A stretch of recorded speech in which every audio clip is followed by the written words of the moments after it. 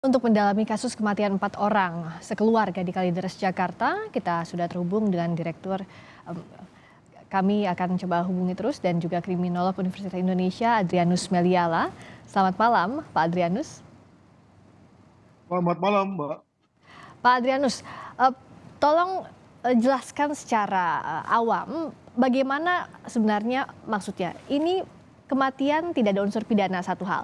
Berikutnya dianggap kematian yang wajar tapi dalam kondisi yang tidak wajar. Bagaimana ini untuk membacanya, Pak Adrianus? Disebutkan oleh dokter forensik bahwa masing-masing individu tersebut itu memiliki riwayat penyakit ya, yang kemudian menjadikan mereka meninggal. Masing-masing punya penyakit yang beda-beda ternyata. Ya. Jadi ketika mereka kemudian meninggal, maka tentu dapat disebut sebagai meninggal yang wajar atau natural death. Gitu. Ya. Tetapi jangan lupa bahwa mereka meninggal kelihatannya tidak mendapatkan ya medication atau pengobatan yang cukup, tidak mendapatkan gizi yang cukup, tidak mendapatkan satu iklim perawatan yang cukup, Ya. yang mungkin karena kebiasaan mereka. Nah itulah yang kemudian disimpulkan sebagai kondisi yang tidak wajar. Jadi kematiannya wajar, tapi kondisinya tidak wajar. Demikian. Tapi karena tidak ditemukan unsur pidana, artinya polisi juga berhak untuk menutup penyelidikan ini. Begitu ya, Pak Adrianus? Betul. Jadi dengan kata lain, tidak ada intensi dari pihak lain yang menyebabkan mereka mati. Ya. Jadi memang saya tidak bisa mengatakan juga bahwa dari keempatnya memiliki intensi untuk mati, tapi minimal mereka memiliki habit, cara hidup, gaya hidup yang sedemikian rupa, yang tidak menolong kelihatannya ya, tidak menolong pada penyakitnya sehingga kemudian menyebabkan pemburukan terus-menerus sampai kemudian mereka pass out ya atau pingsan dan kemudian meninggal. Begitu. Kita tentu ingat sebulan lalu saat kasus ini mencuat yang jadi pertanyaannya adalah kenapa saat satu persatu keluarga meninggal mereka cenderung antisosial. Tidak memberitahukan, tidak ada komunikasi dengan pihak lain. Nah, hal ini tidak perlu didalami kembali menurut Anda, Pak Adrianus, jikalau kasusnya memang sudah ditutup seperti ini? Ya kasus ditutup kan karena konteks Pidana ya? pidananya. Tetapi ini masih menjadi satu fenomena menarik secara psikologis, sosiologis nih, ya. Kok ada orang yang secara sengaja memutuskan ya konteks kehidupan sosialnya dan lalu kemudian membiarkan penyakitnya itu makin memburuk. Ya. Jadi kalau orang itu kan secara natural ketika orang sakit kan minta tolong. Itu satu naluriah yang amat wajar bagi seorang manusia. Ya. Tapi mereka memilih untuk bergantung di antara keempatnya dan repotnya adalah satu persatu kemudian meninggal. Ya, sampai kemudian lalu yang keempat pun akhirnya kemudian memegang nyawa. Begitu. Bahkan ini kan dikaitkan dengan adanya sekte, sempat ada temuan barang bukti yang dianggap janggal. Begitu ini bisa didalami sebenarnya secara psikologis maupun sosiologis, Pak Adrianus? Kelihatannya begitu. Jadi mungkin terutama pada almarhum Budianto, Kenapa? mungkin daripada pergi ke rumah sakit begitu ya, Ya. lebih memilih untuk berdoa, lebih memilih untuk memuja secara ritual yang diyakininya untuk mendapatkan kesembuhan.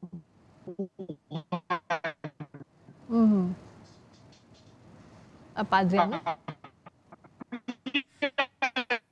Dilalah bukannya makin sembuh malah makin buruk begitu ya. Oke. Nah, ritual Tadi itu sempat berbeda dengan apa yang pernah saya ramalkan sekitar 2 minggu 3 Pak Adrianus tadi sempat terputus di tengah-tengah komunikasinya dengan tadi temuan ritual ini daripada mengobati ke polisi, kasus atau salah satu korban Budianto ini lebih memilih dengan ritual, begitu ya? Betul ya. Jadi fungsinya bukan untuk yang seperti saya katakan pada sebulan yang lalu yang dalam rangka apokaliptik, tapi dalam rangka medikasi, dalam rangka untuk penyembuhan. Oh. Bagaimana kita ketahui juga banyak ya hal-hal yang berbau supranatural yang dipakai dalam rangka penyembuhan. Nah, inilah yang kemungkinan menjadi fungsi dari hal-hal yang diyakini ada pada almarhum Budianto. Demikian. Bagaimana masyarakat harus membaca adanya fenomena ini, Pak Adrianus? Karena saat adanya kasus ini yang juga kita bahas adalah bagaimana hubungan sosial antar tetangga di sana sampai tidak tahu kondisi tetangganya. Nah, apa yang bisa jadi pelajaran sebenarnya untuk masyarakat dengan ada fenomena ini? Apalagi tadi simpulannya banyak yang awam baru mendengar bahwa ini kematian yang wajar dengan situasi yang tidak wajar.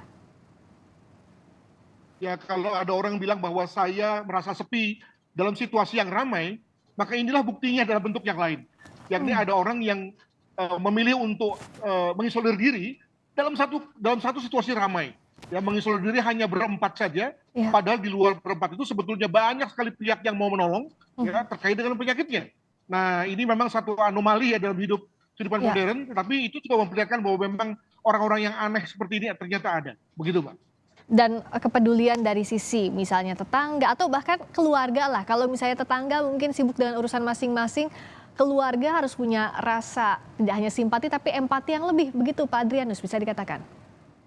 Saya tidak setuju karena kita Karena tahu apa? sendiri kehidupan kota itu kan cepat ya, Hmm. cepat dan sibuk. Maka kita harus melakukan yang kita sebut sebagai ask for help, meminta tolong. Oh, oke. Ya, meminta tolong. Nah, kalau minta tolong saja nggak mau, orang nggak tahu apa yang dibutuhkan oleh kita, ya repot tuh. Jadi belajar minta tolong itu sendiri satu social skill ya bagi saya.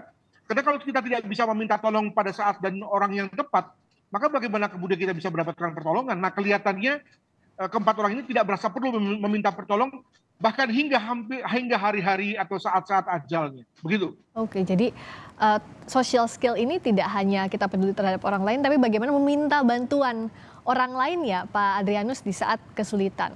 Tapi intinya kasus ini hal yang baru, tapi secara psikologis dan juga sosiologis perlu didalami juga untuk mempelajari. Ya, Kita berharap tidak ada kasus serupa begitu ya Pak Adrianus, singkat saja. dan ini juga satu proses yang saya kira menyenangkan ya. Iya. Kita membuat banyak sekali ulasan-ulasan, tapi toh pada dasarnya nanti yang kemudian bicara adalah faktualnya yang dalam hal ini dilakukan oleh para saintis, para akademisi, maka itulah yang kemudian kita percaya sebagai hal yang benar. Ya. Demikian. Harus diselidiki juga secara saintifik tadi. Akhirnya muncul fakta yang kita dengarkan hari ini, hasil penyelidikan kasusnya. Terima kasih Pak Adrianus Meliala, kriminolog Universitas Indonesia, telah bergabung di Sapa Indonesia Malam.